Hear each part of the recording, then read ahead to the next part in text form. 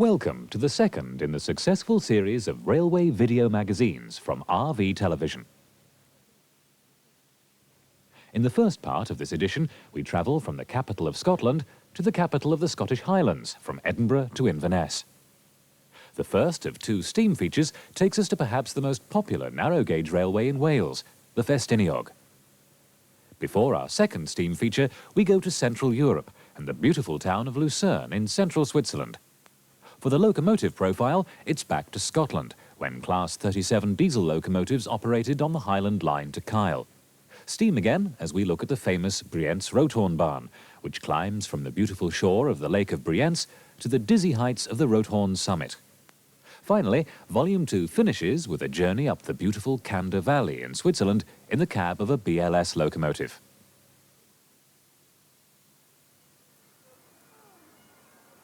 The giant train indicator board at Waverley Station heralds a welcome to the capital of Scotland, Edinburgh.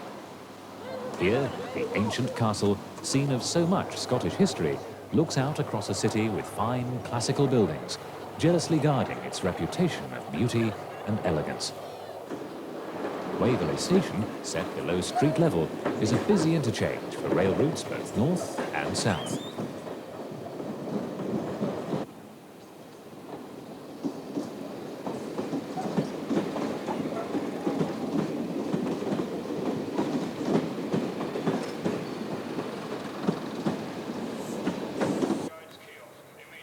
From London, Intercity 125s race up the east coast from King's Cross to Edinburgh in a little over 4.5 hours. Only one of these high-speed trains continues on to Inverness per day, the rest terminating here at Waverley.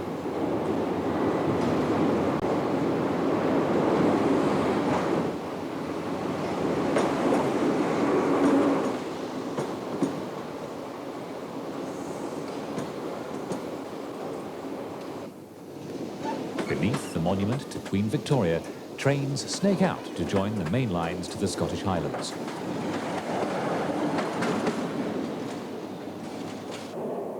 The Forth Bridge, a century old and 1.5 miles long. It carries the twin tracks high across the water with spectacular views.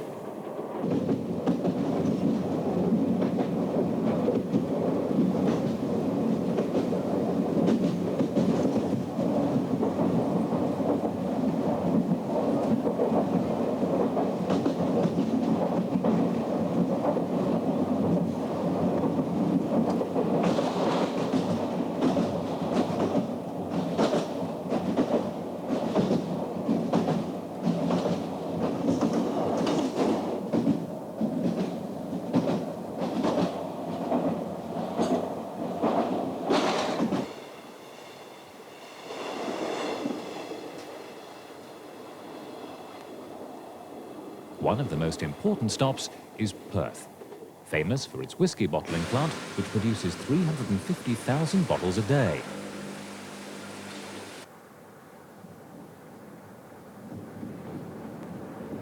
This Class 47 locomotive is typical of the mainline motive power in these parts.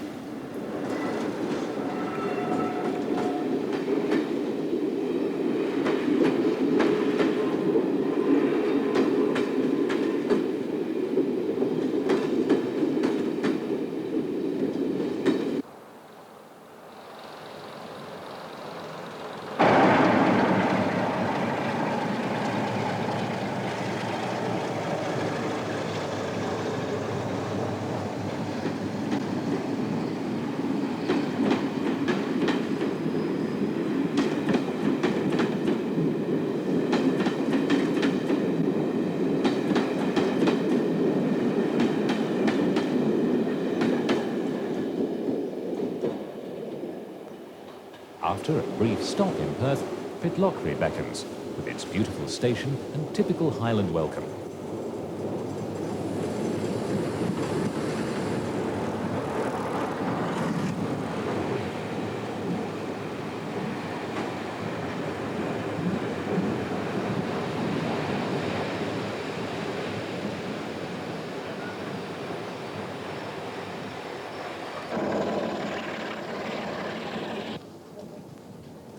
The sign on this coach window charts the route to the Highland capital and reminds us that Blair Athol, with its dark granite station buildings, is our next stop.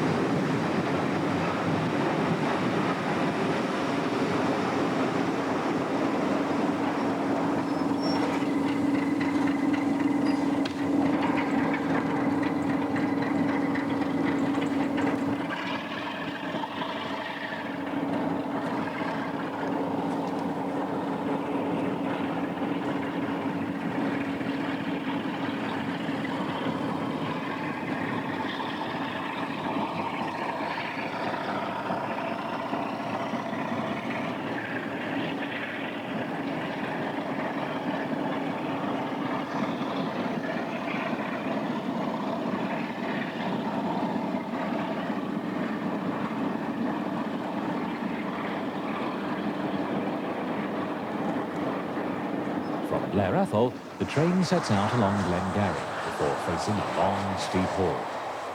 18 miles of gradients, with inclines as steep as 1 in 70 to Drumochta summit. Here, the mountains soar to 3,000 feet as the line descends to Dalwhinnie.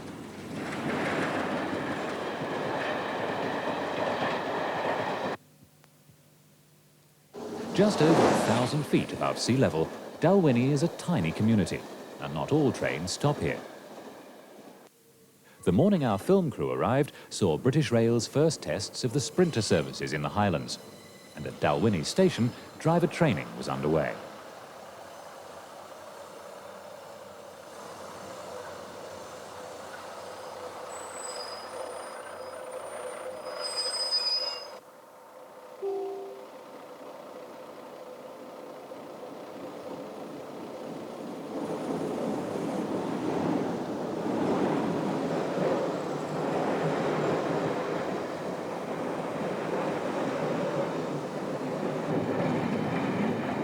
On now to Kingussey.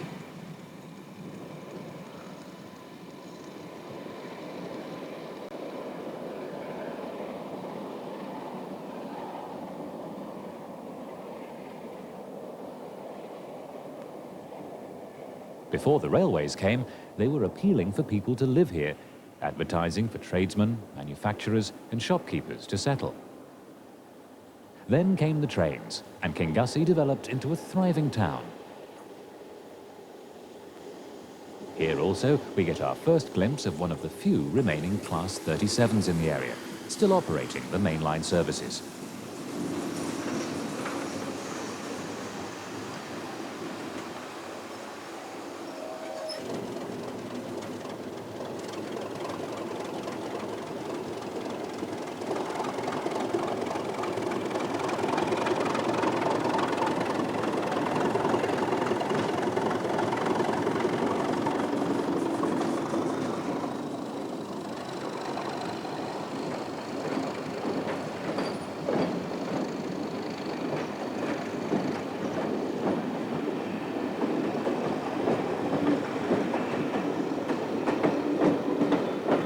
Mighty peaks of the Cairngorms herald our arrival at the site of the Highlands' vast sports centre, Aviemore. Another Class 47, this time with one of the early morning sleepers from Euston.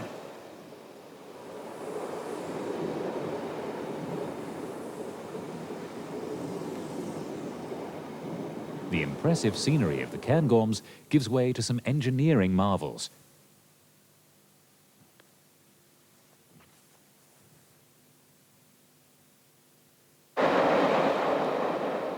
Further north is Tomatin Viaduct, steel girders on stone piers, the sheer scale dwarfing the express train that crosses it.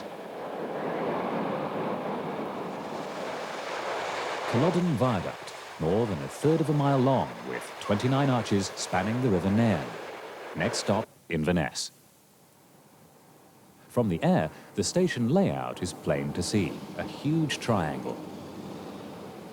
At the top of our picture, the line to the Kyle of Lochalsh spans the River Ness. At the bottom, the lines from the south swing left to terminate in the station. The Kyle, Wick and Thurso trains use the northern side of the triangular station layout, while the modern depot occupies the site of the old Loch Gorm Loco Works.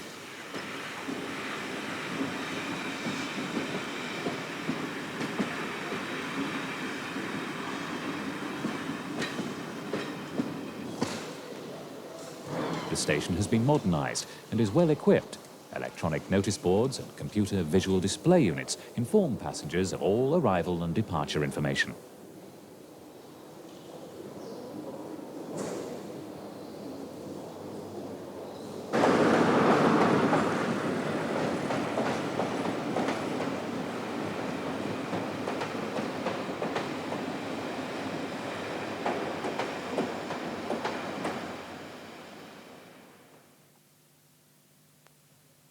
A change of pace and power now as we travel to North Wales and the world-famous Ffestiniog Railway.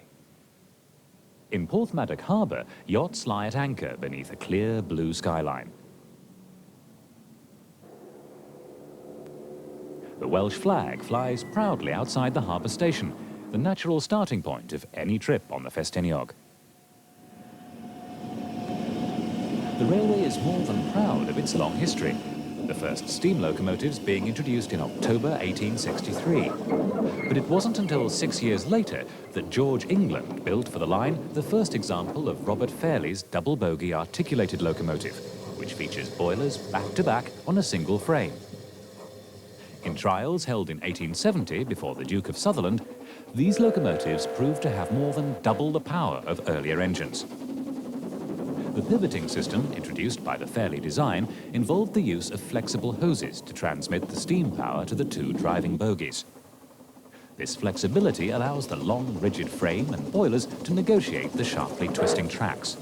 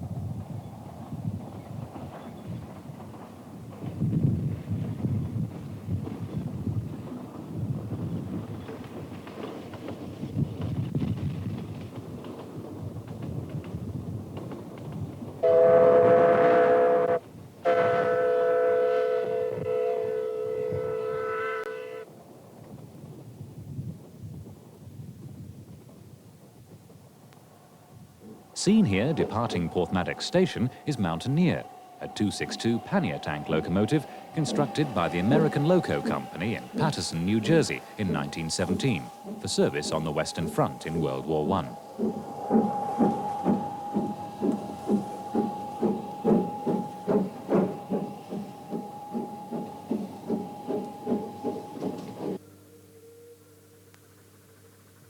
Working hard past the Ffestiniog power station is Blanche, a 240 tender tank locomotive. Built in 1893, Blanche originally worked at the Penrhyn Quarry in Wales as an 040 saddle tank, until she was bought by the Ffestiniog Railway in 1963.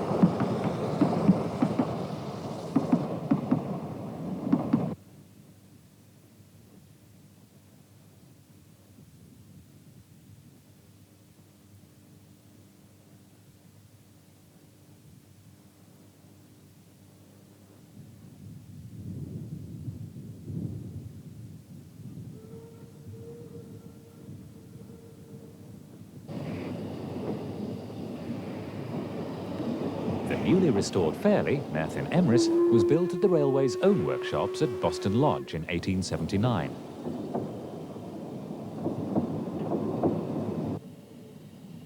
"110 years after this locomotive first took to the rails, Merthin Emrys is the pride of the line.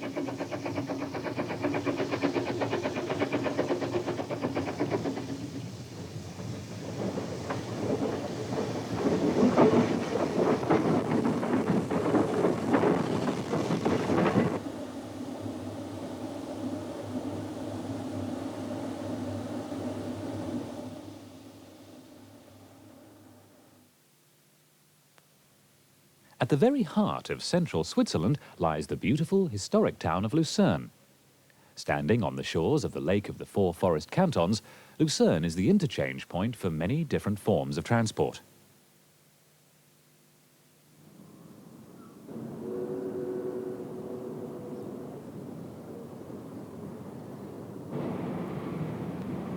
Trolleybuses thread their way along the busy streets.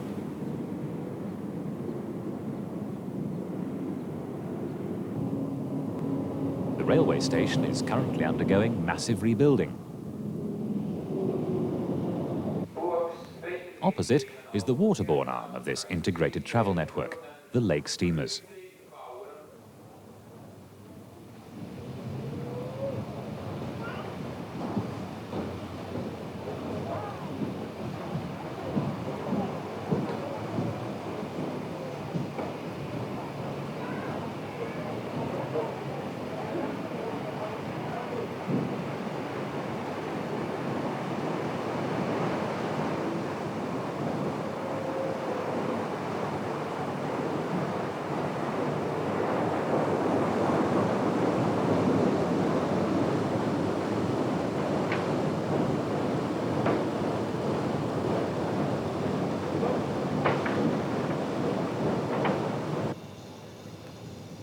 Inside, work goes on as normal.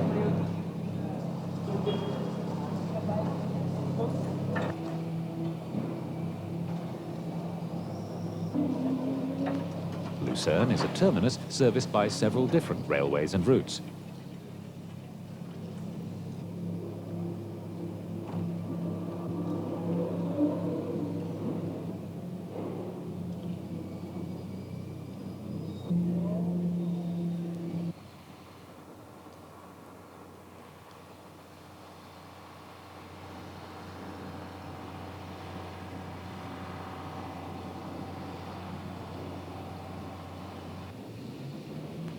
Here we see a Seetal Bahn train of the Federal Railways, with dazzle-painted fronts for roadside running on the driving trailer and the red and brown liveried motor baggage car.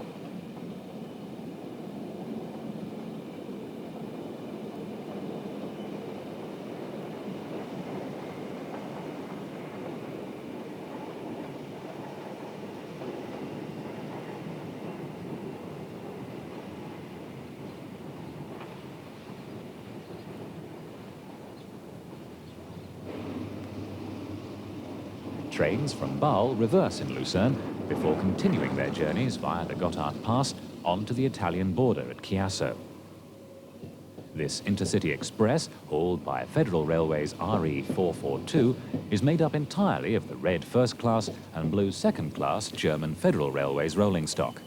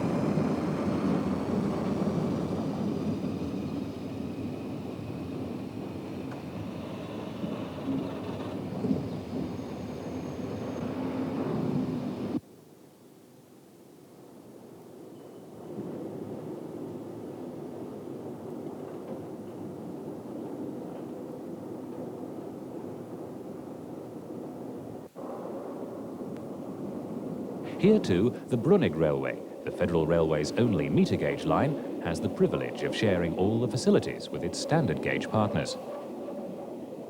The line over the Brunig Pass, which uses the Riggenbach rack system to assist the locomotives on the steeper gradients, was completed in 1903.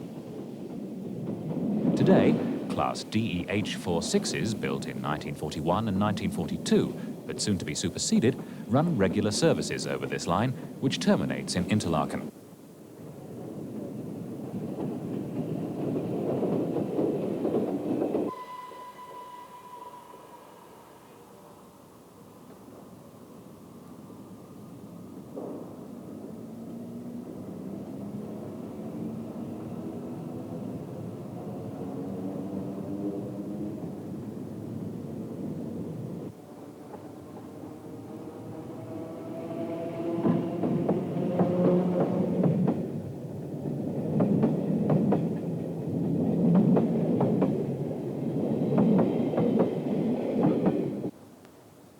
One of the more colourful departures from Luzern must be this TEE liveried RE442 departing for Zurich Airport with ex-Swiss Express Mark III stock.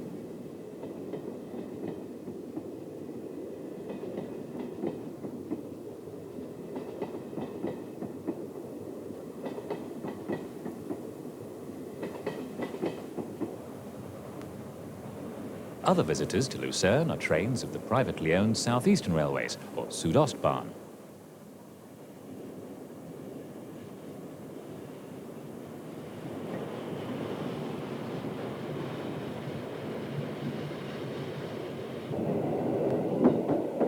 Sharing the Brunig meter gauge lines as far as Hergisville are the bright red trains of the Luzern-Stans-Engelberg Railway, also privately owned.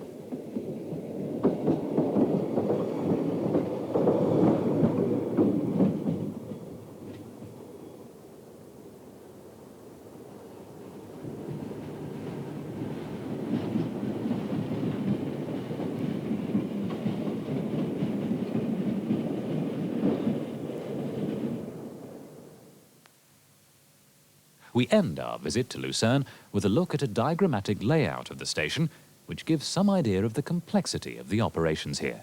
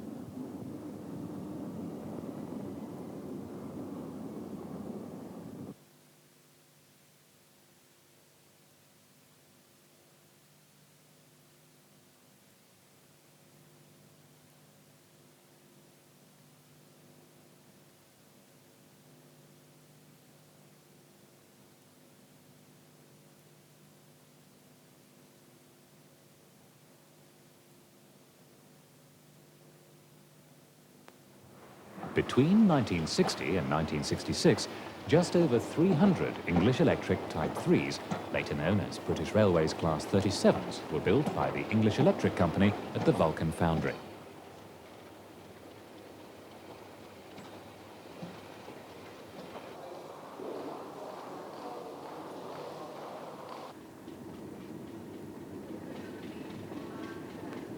The motive power for these impressive locomotives is generated by the 12 CSVT engine. This is a four-stroke machine rated at 2,025 brake horsepower under normal conditions of temperature and pressure. The engine is a 12-cylinder machine. The C in the name refers to charge air cooling. The cylinders are arranged in a 45-degree formation of the same 10-inch bore, 12-inch stroke of the earlier English electric diesel motors. The first order for 42 locomotives was contracted in 1959.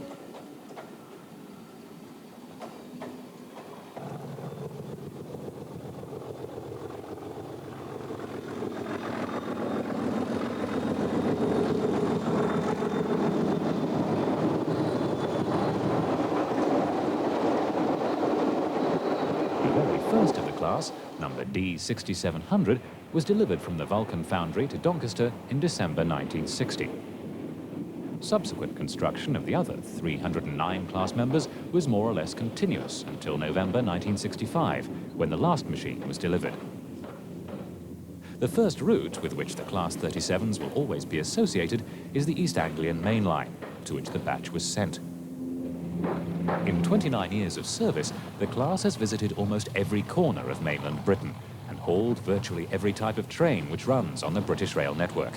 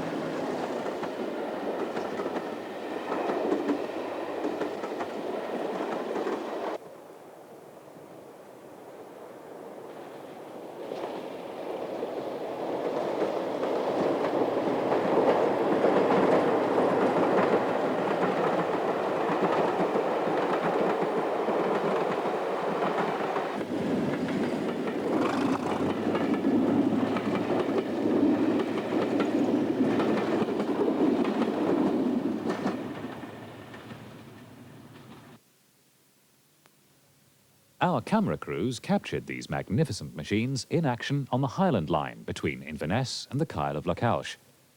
Whilst filming in Scotland on this line, the Class 37s were beginning to be phased out, to be replaced eventually by a sprinter service. A few of the locomotives are to be kept on to run a once daily service with panorama cars. But we're witness here to the end of the Class 37's regular passenger service in the Highlands.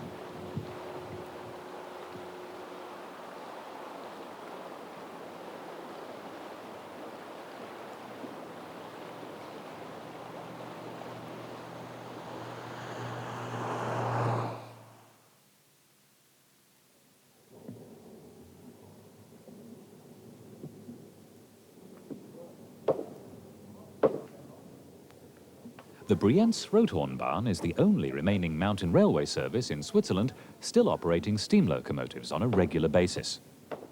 The line was first opened in 1892, but the service was suspended from the start of the First World War in 1914 to 1930, and therefore missed the large electrification project that swept through Switzerland during this period.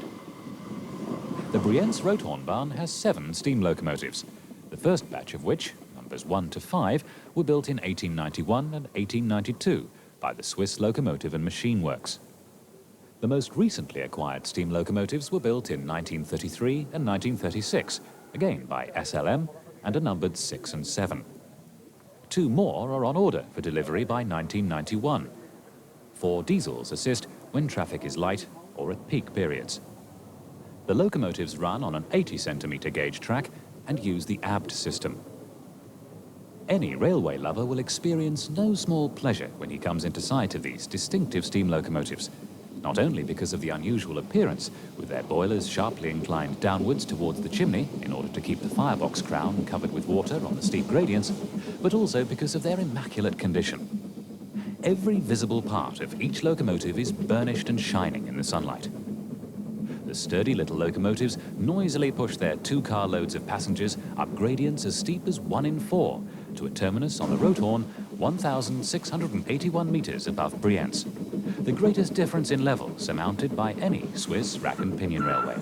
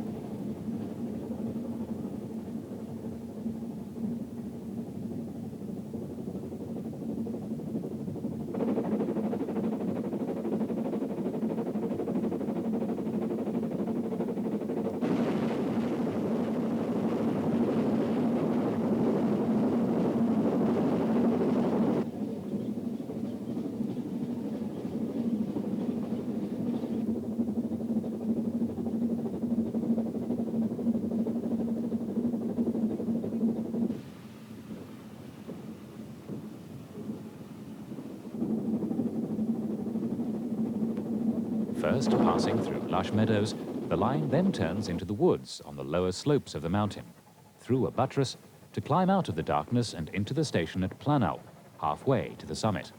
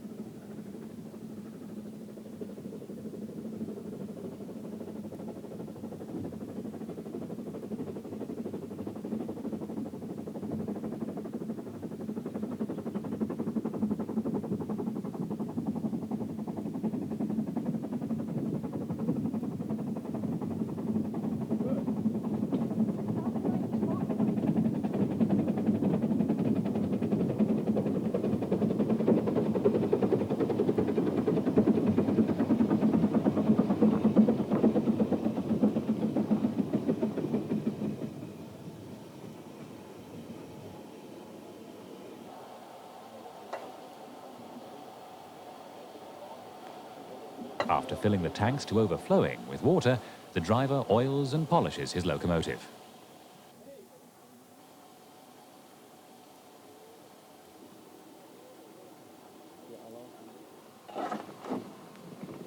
The fireman, meanwhile, stokes the firebox, ensuring a good head of steam for the final ascent to the upper terminal, 2,244 metres above sea level.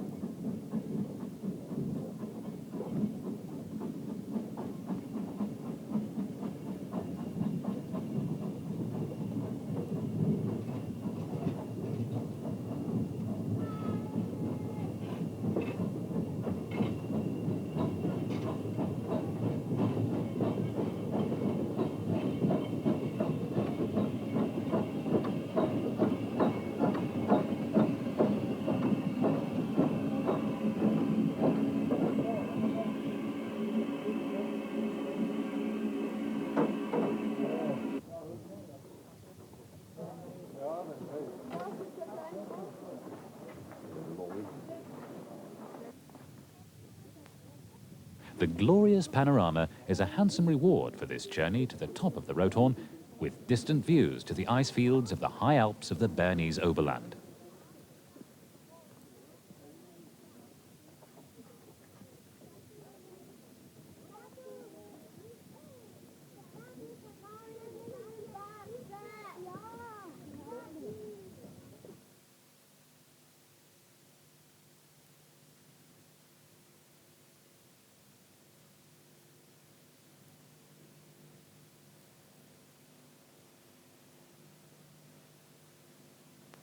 In 1988, RV Television, working with the Bern-Lotschberg Simplon Railway, produced a series of films documenting the main lines of the BLS, its history, the tourist centres it serves, and the spectacular scenery through which it passes.